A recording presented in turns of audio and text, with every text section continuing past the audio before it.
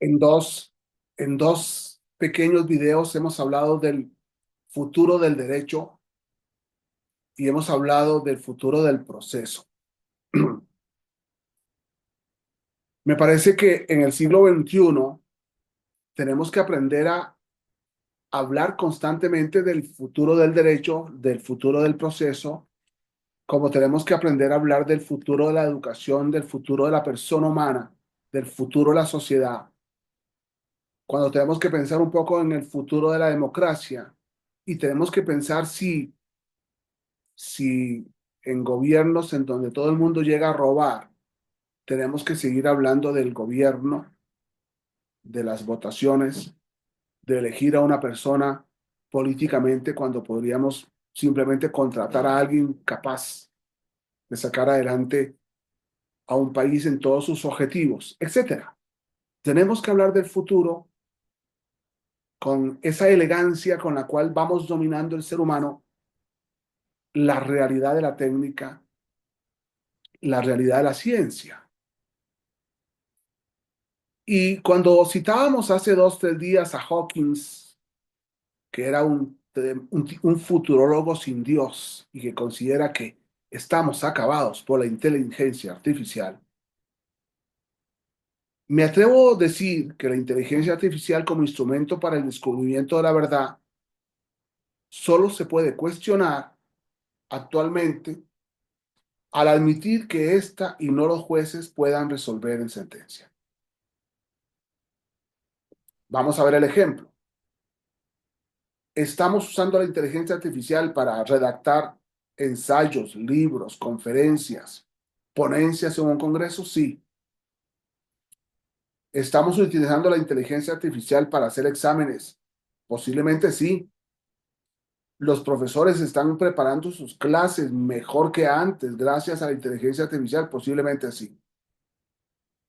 Y es posible que los jueces que hoy se apoyan en los secretarios proyectistas terminen, no, mejor, el secretario proyectista ya no redacta la sentencia, sino que lo hace inteligencia artificial, posiblemente sí.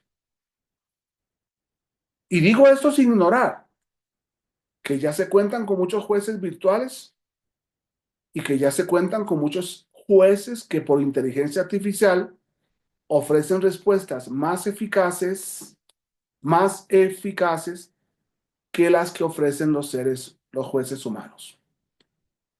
Y veamos lo que es el juicio, por ejemplo, de todos los modelos electrónicos, recepción de documentos.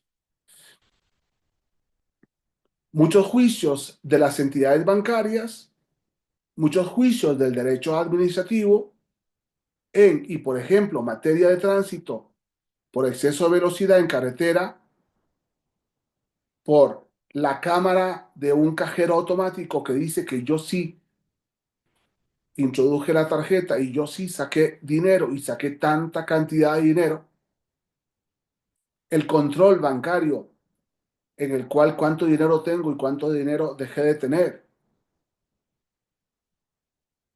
Y lógicamente todos los juicios de velocidad, cuando las cámaras de las autopistas han establecido el exceso de velocidad o el zigzagueo de un chofer, muchos juicios de estas entidades soporta un juez por inteligencia artificial, que ha sido el que observa, juzga y aplica la sentencia misma que todos terminamos admitiendo y que si se trata de una multa, todos terminamos pagando la multa. En algunos juzgados de tránsito se dice que todo el que apele el juicio de inteligencia artificial puede ganar el pleito. Y sin embargo, casi una mayoría prefiere pagar la multa que enfrentarse al juicio del juez artificial para no perder el tiempo y para no perder el caso. Es muy interesante esto. Me enfrento al juez de inteligencia artificial cuando el juez es de inteligencia artificial, porque ya hay jueces de inteligencia artificial, en concreto lo que hemos puesto de ejemplo del juez de tránsito, que es una cámara que dice que vas a exceso de velocidad, que vas escuchando el celular, que vas zigzagueando bajo los efectos de licor que has pasado en rojo, etcétera, etcétera, etcétera, y que al final le crees a ese juez por inteligencia artificial distinto a lo que le creerías al juez humano. Por eso hemos aprendido en los últimos 30 años a enfrentarnos ante las correcciones que nos hace el conocimiento electrónico. Los programas gramaticales nos corrigen no solo los errores al escribir, sino el sentido de muchas frases y palabras.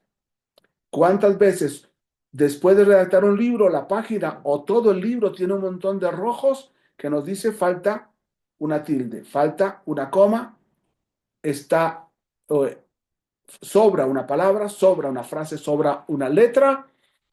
Hoy escribimos con varios diccionarios abiertos a los que constantemente consultamos las ideas y las ignorancias conceptuales.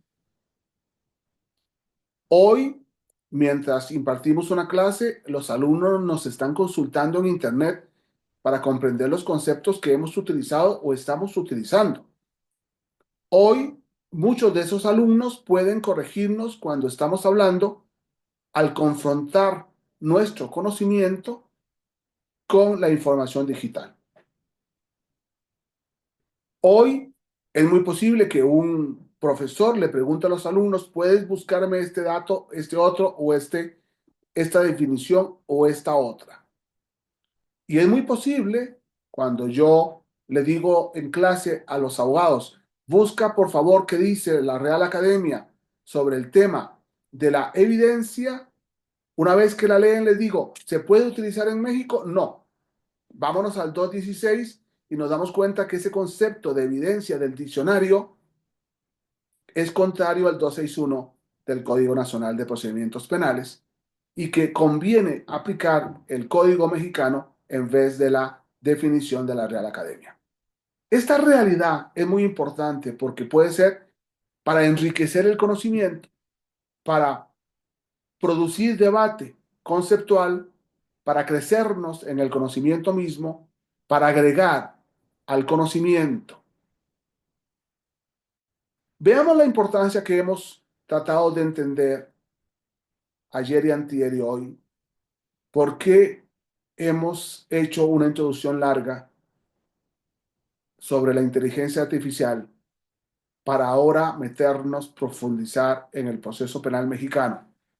Para hoy tratar de comprender por qué hacemos las cosas mal, por cabezonada, por ignorancia, por falta de lectura o por copiar. Porque qué sencillo es copiar sin tener que pensar, como nos ha pasado con la prisión preventiva oficiosa, que muchos jueces dicen: gracias a la prisión preventiva oficiosa ordeno la prisión, sin tener que fundar y motivar. Qué pena enfrentarnos a abogados mediocres que son jueces. Qué pena enfrentarnos a jueces que redactan sentencias a través de la inteligencia artificial, sin meter el corazón, la inteligencia y la voluntad propia del ser humano. Muchas gracias.